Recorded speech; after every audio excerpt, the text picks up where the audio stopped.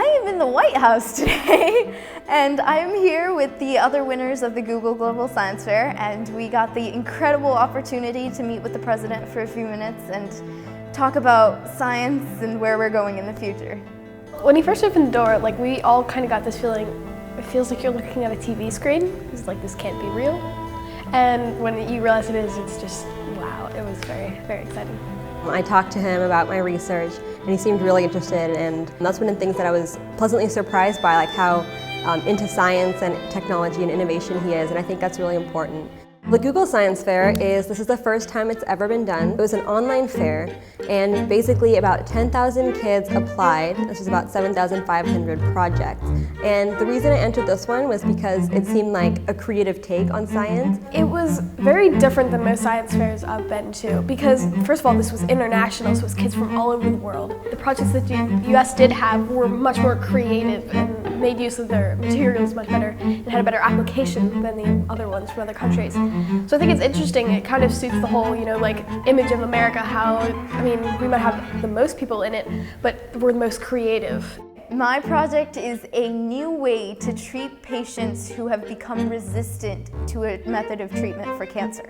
My project studied the effects of marinades on grilled chicken, because when you grill chicken, there's actually a reaction that forms carcinogens, which can cause cancer. And my project studied the effects of compounds in marinades, and I found that certain compounds in marinades like lemon juice, brown sugar, or salt water actually will stop the reaction and prevent the carcinogens from forming. So my research focuses on indoor air quality, so the air quality in our homes, schools, and workplaces, and how that air quality and those airborne pollutants affect the lung health of asthmatic patients, and really anyone with a lung disorder. My grandfather passed away of COPD, which is a chronic obstructive pulmonary disorder, which is another lung disorder.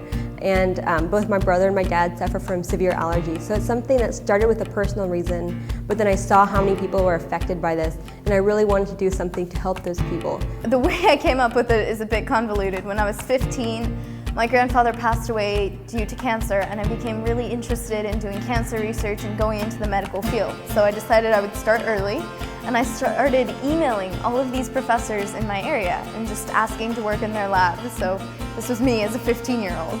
And I was just asking to work at the graduate level in research labs, and I got rejected by all of them except for one, who accepted me into her lab, and she was a specialist in breast and ovarian cancer. So I went in, started doing background research, and this project kind of grew from there.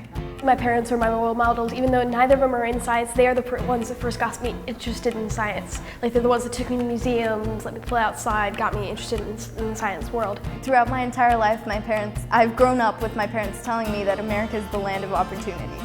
And honestly, at this point, I can finally say I've experienced that firsthand.